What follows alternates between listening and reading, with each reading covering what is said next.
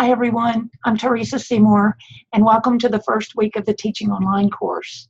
We want to get started by having you introduced to and have the opportunity to read about some best practices, some of the common mistakes that are made in online classes, as well as giving you a basic toolbox of things to help you design your online course.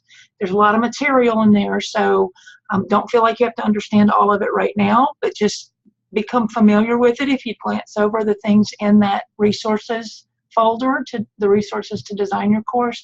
I think that would help with a couple of things. We also are going to need to clarify 3 different acronyms that we use frequently in the online programs. So with the first one is AP, that stands for Academic Partnerships. And LSUA launched its 100% online degree programs in fall of 15. We taught online courses way before that, and we still teach online courses in full semester length, and some of you may be teaching those, but we have 100% online degree programs that are accelerated, and all of the courses in those programs are delivered in 7 weeks. And so that's the model we're using for this class, as it's laid out in a 7-week format. The shell looks the same as the course shell, and by that I mean the image at the top and the labels for each of the weeks. So that's consistent. And we were able to obtain all of this from Academic Partnerships. Some of your readings this week are from the eCommons site that comes from this company. And they are our partner company that primarily does marketing and recruiting for the online programs, but they also have an incredible academic services unit which is available for faculty. So you would have the opportunity, if you're teaching a 7-week course, to actually have a phone call or a web conference similar to this where they could share their screen or you could share yours. They can give you suggestions or ideas about where you might find content for specific things that may be challenging. So we want you to be aware that that's out there. You are not required to take any suggestions that come from this company. These are faculty courses. They are designed by faculty. You are the expert in the content area. But what they can do is come behind and offer support services, help you find things. They do course reviews for us, so they're able to go look for broken links or things that may be inconsistent in 2 areas that it's really easy to do the first time you design a course. So they're 100% here to help us and to help you, and it's a great resource. If you're interested, just let me know and we'll get you connected to the right people. The other thing that AP does is they have an entire retention strategy. And so once a student gets connected to a program and they start their courses, they touch base with them periodically, make sure they're staying on track, make sure they're registered for the next term and they're familiar with the payment dates and some of the things just to help keep them engaged and keep them moving through the program. So we're glad to have them as a partner with us in launching these programs.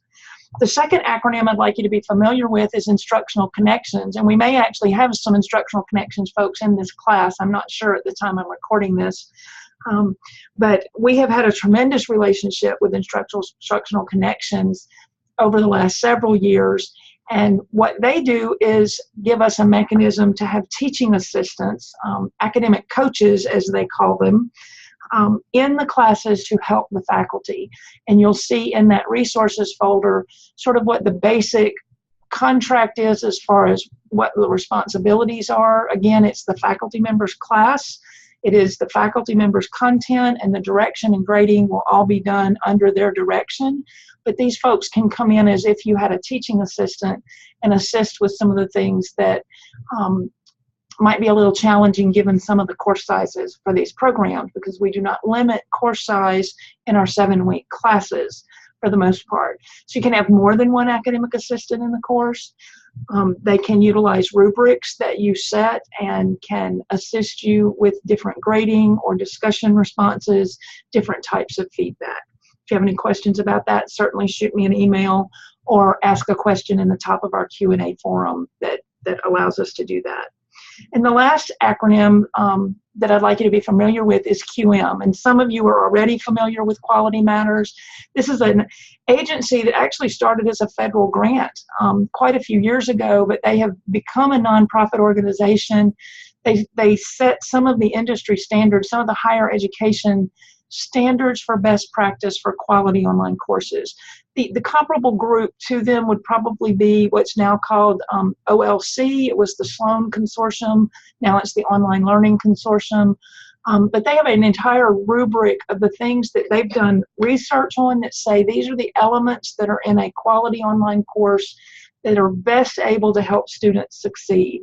And so what we try to do, what the Academic Partnerships Course Shell does, is we try to ensure that those standards are followed. And I mentioned earlier that AP will do a course review. If we can get your course ready the week before, a couple of weeks before classes start, Academic Partnerships will actually go through the QM rubric and check, yes, this is met, or this is a suggestion we might have to meet this, or we didn't find this in the course, can you help us find where it is? And it just helps prepare a course to go through a formal QM review, which we are delighted to have 9 courses so far certified and are looking to have additional courses currently in the queue to be officially recognized by QM. You can put their logo on your course front page, and we can use that for some marketing materials as well once we have those courses reviewed. There's also a faculty stipend for anyone who achieves that, because there are certainly some extra steps than what you're used to make all of that happen. So I don't want you to be overwhelmed. I do want you to know that your online courses, just like your face-to-face courses, will evolve over time. You are not expected to get it perfect right out of the gate. So what we want to do is make sure that the students can meet the learning outcomes, that the course objectives are being addressed, that students have an opportunity to be successful, not that we don't want to give grades. We're not looking to in any way dumb down the curriculum or content or anything like that. These must be quality classes that are equivalent to on-ground classes from the learning outcome standpoint. And so we are anxious to work with you and look forward to the rest of our time together. Please make sure you do the discussions. Your to-do list each week will help you stay on track. And we do want to make sure that we have that engaged interaction discussion in those forums. So have a good week.